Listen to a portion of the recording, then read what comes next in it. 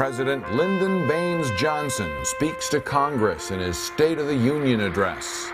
But whatever the cause, our joint federal-local effort must pursue poverty, pursue it wherever it exists, in city slums and small towns, in sharecropper shacks or in migrant worker camps, on Indian reservations, among whites as well as Negroes, among the young as well as the aged, in the boom towns and in the depressed areas.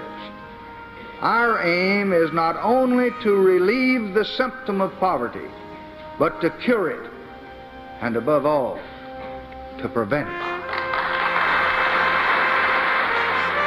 An unprecedented war on poverty within the United States was declared. Soon, Congress created programs like food stamps, Medicare, and Head Start, and the Office of Economic Opportunity was established to help end poverty in our nation. Then, 1 year later, 2 pilot neighborhood health centers paved the way for centers around the country. That's where our story begins.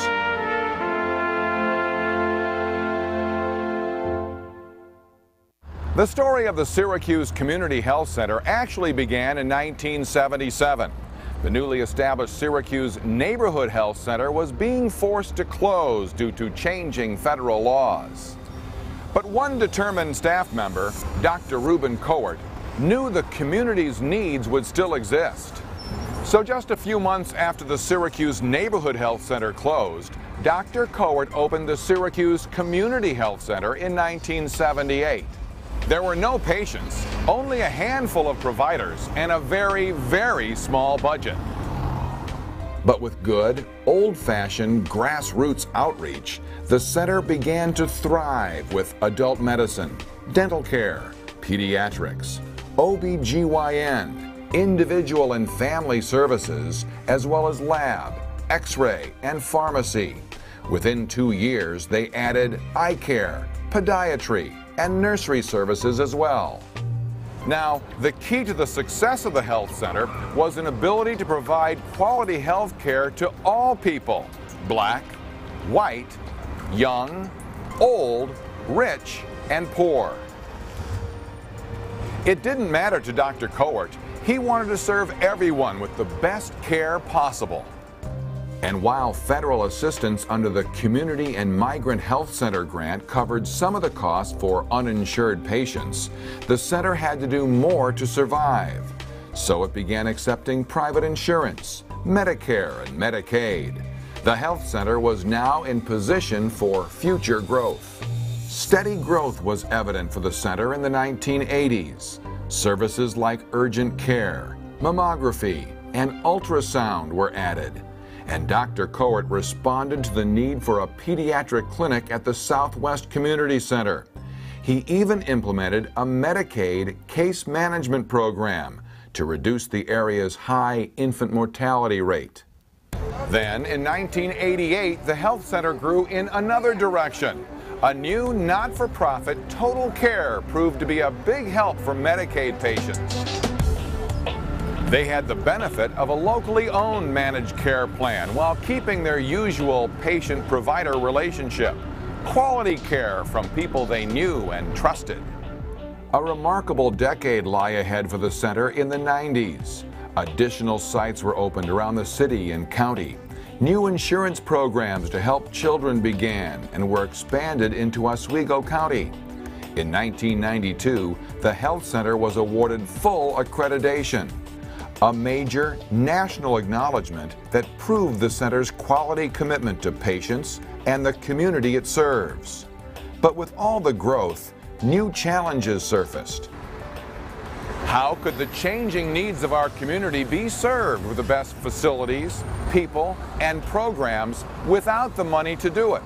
This was the question Dr. Cowart and his staff had in front of them. Part of the solution came when the health center's foundation was formed.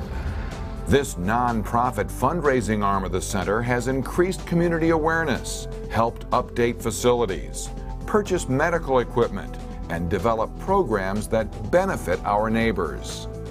As the world entered into the new millennium, the center's energy and purpose for the community and the center itself was focused on one common theme: developing the Syracuse Community Health Center into a place of choice for all, for those they serve and for those who serve. So a strategic, multi-phased capital improvement campaign was launched, and Phase 1 was completed in 2003.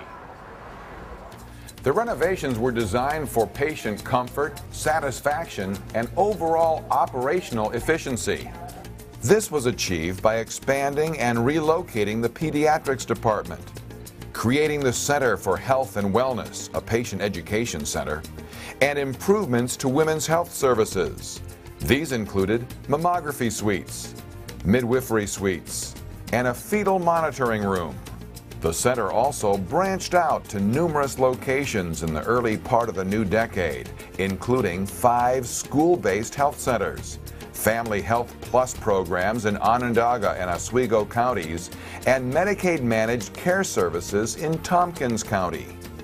Today, the Syracuse Community Health Center is really a whole system of care.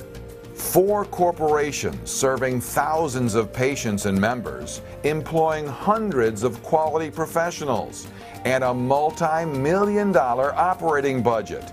Amazing when you think about its humble beginnings.